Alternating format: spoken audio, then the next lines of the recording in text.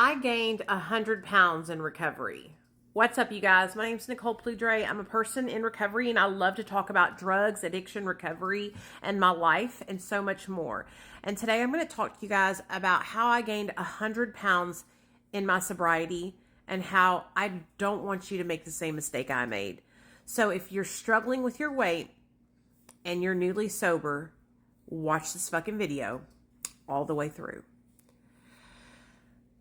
So first and foremost, I'm a poly substance abuser.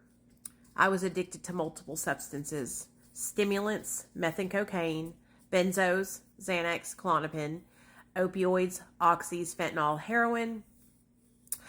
And I loved to do drugs. So as a young girl, I developed food addiction at a young age. I was raised up in a Mexican-Italian household where we were basically forced to eat everything on our plate. If we didn't finish our food, we had to sit there until the food was finished.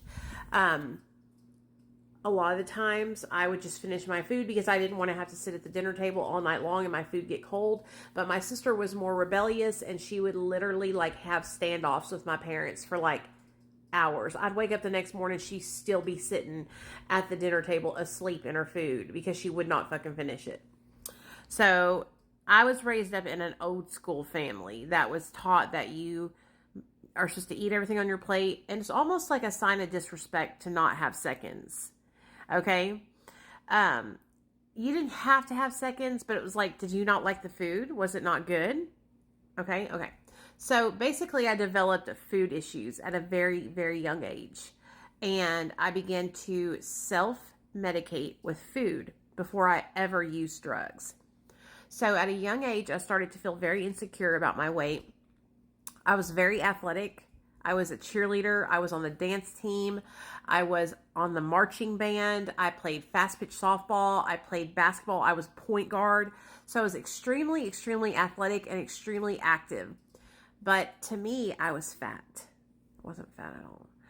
And so I went to a doctor, and I was able to manipulate that doctor into prescribing me phentermine, which is a stimulant medication. That is what catapulted me into a 20-year drug addiction on methamphetamine.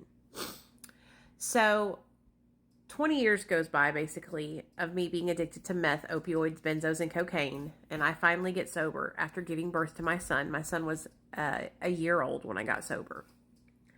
And I was 165 pounds when I got sober, which is a regular, healthy weight for me.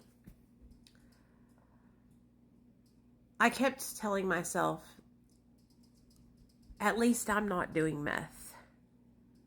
And I would sit at home and I would hibernate in my house, afraid to go out into the real world, worried that I might run into my drug dealer, worried that I might find myself in a situation that I couldn't control.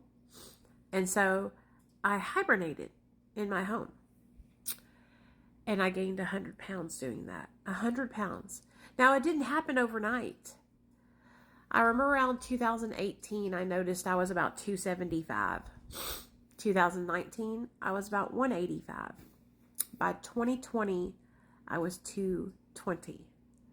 By 2021, I was 247 pounds. And that's the highest my weight got. That's where I realized, oh my God, I fucked up. I've been leaning emotionally on food instead of dealing with my emotions and my triggers with what I know to deal with them with, which would be talking about them, processing them. I use food to cope with those things. There were some situations that happened in 2020. My husband relapsed, and I found myself just holding on for dear life to my own sobriety.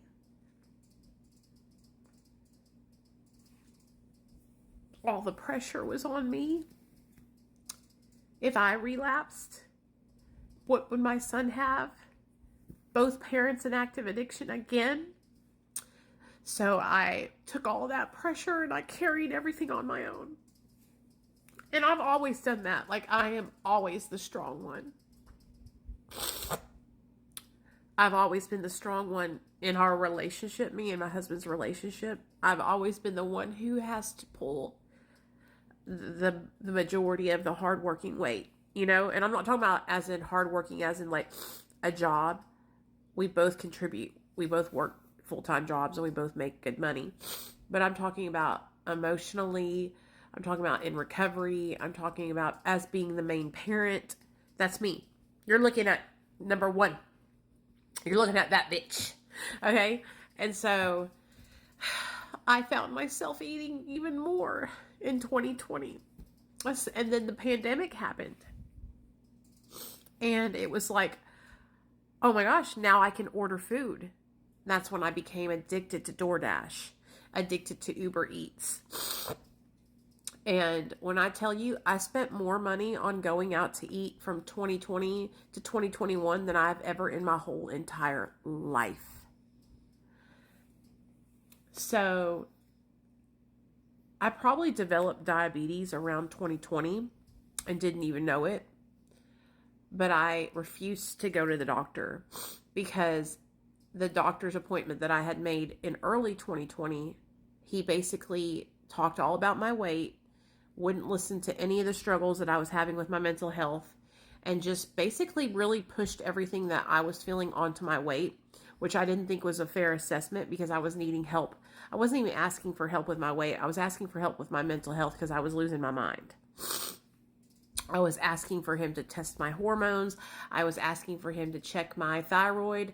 I was really trying to figure out why I struggled so much with overeating and not being able to control my eating. And so in 2020, I got those tests ran. And at that time, I wasn't diabetic because he would have told me if I was. I wasn't even pre-diabetic yet. Well, after that appointment, I got pissed off and I was like, I'm not going back to the doctor. Fuck a doctor. And I got off all my mental health meds that I used from that doctor, which was all my mental health meds.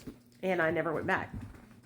Well, 2023 comes around and my dad swears I have diabetes. Like every time I go to see my parents, he's like looking at me and like looking at the rings around my neck because I had these like little lines right here. They're not like really dark, but when I was heavier, they were. And he's like, you have diabetes. And I'm like, damn, Dad. And he's like, I'm serious, Nicole. Like, you are so big. I love you and I'm scared for you. And I remember how hurt I was for him to say that to my face, but it was the truth. It was the truth.